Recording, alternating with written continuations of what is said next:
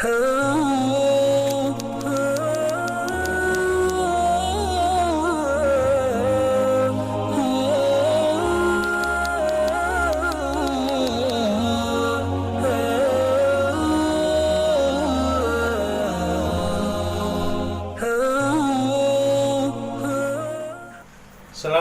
warahmatullahi wabarakatuh. Bismillah walhamdulillah wassalatu wassalamu ala rasulillah wala hawla wala quwata illa billah wa ba'du. Subhanaka la ilma lana illa ma 'allamtana innaka antal alimul hakim. Saudara-saudara sekalian, sahabat kajian Qobi Jiwa rahimakumullah, ketika kita sudah berupaya semaksimal mungkin untuk membersihkan jiwa kita dengan mengeluarkan unsur-unsur negatif, unsur-unsur yang tidak baik dari diri kita, dengan bertobat yang sungguh-sungguh kepada Allah Subhanahu wa Ta'ala, dan juga dengan melakukan ibadah, ya, semua ibadah semaksimal mungkin dengan niat karena Allah Subhanahu wa Ta'ala atau libtigha'i mardhatillah, untuk mendapatkan keridhaan Allah Subhanahu wa Ta'ala, maka pelan-pelan atau secara bertahap, ya, unsur-unsur negatif akan keluar dari jiwa kita, ya, kemudian akan digantikan dengan unsur yang baik, unsur yang positif. Walaupun saya yakin bahwa ini adalah proses, ya. Kenapa? Karena ketika unsur-unsur negatif tadi keluar dari jiwa kita, ya, akan banyak godaan, akan banyak upaya dari setan untuk berusaha merusak kita lagi, ya. Ini bagi siapapun, saya yakin proses cepat atau tidaknya proses itu tergantung dari kesungguhan hati. Semakin seseorang sungguh-sungguh, insya Allah akan semakin jiwanya lebih cepat bersih. Nah, ketika sudah bersih, maka jiwa kita akan kembali seperti akuarium yang sudah dibersihkan, ya, terlihat indah kembali. Artinya apa? Artinya akan muncul perilaku-perilaku yang baik dari diri kita, ya. Baik yang kaitannya dengan hablum minallah, hubungan dengan Allah Subhanahu wa Ta'ala, ataupun hablum minannas, hubungan dengan sesama manusia. Dan ini harus seimbang, ya, harus seimbang. Bukan hanya hablum minallahnya yang menonjol, sementara hablum minannas sama sekali tidak dibangun, tidak muncul, ya. Ataupun sebaliknya. Kalau terjadi seperti itu, berarti masih ada hal yang perlu di setel ulang, ya, ada hal yang perlu diperbaiki. Nah, sehingga proses seperti akuarium yang indah, yang enak dilihat, enak dipandang. Demikian pula dengan diri kita. Ketika kita memiliki hal seperti itu, maka akan enak dinikmati, ya, termasuk oleh orang-orang yang ada di sekitar kita. Kita bisa memberikan manfaat yang lebih kepada orang-orang lain.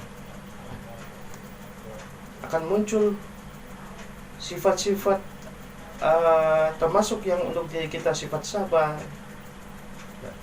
lebih bijaksana, kemudian sifat tawakal, ya. Kemudian yang kaitan dengan orang lain, ya, peduli, sifat menghormati orang lain, dan lain sebagainya. Nah, dalam hal ini maka diri kita akan menjadi persis seperti pohon yang baik yang digambarkan oleh Allah Subhanahu wa Ta'ala dalam surat Ibrahim ayat 24, kasyajaratin thayyibatin asluha sabitu wa far'uha fis sama tu'ti ukulaha kulla hinin bi rabbiha, ya.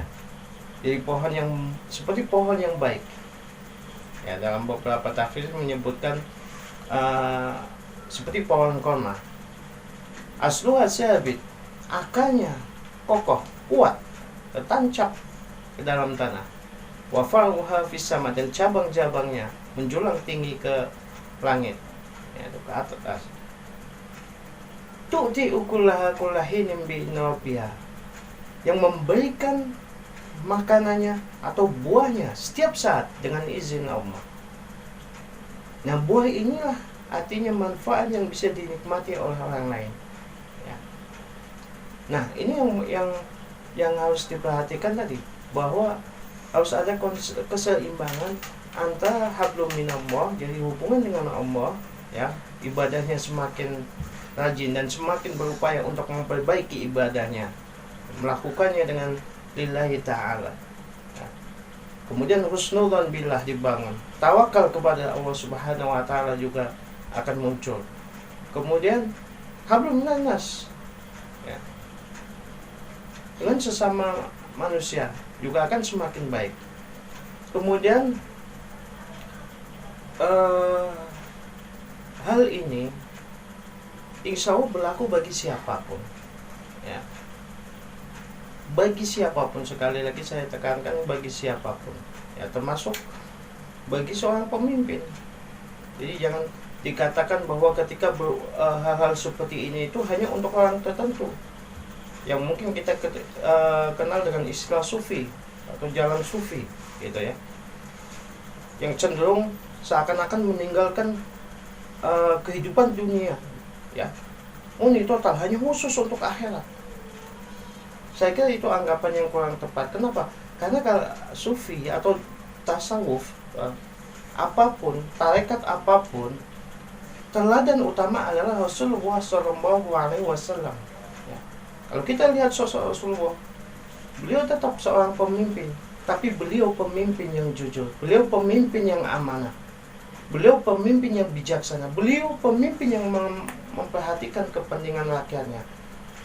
Dan nilai-nilai positif lainnya yang ada pada diri Rasulullah SAW. Nah, saudara-saudara sekalian, mari kita perhatikan firman Allah Subhanahu wa taala di surat An-Nahl ayat 97 yang berkaitan dengan buah.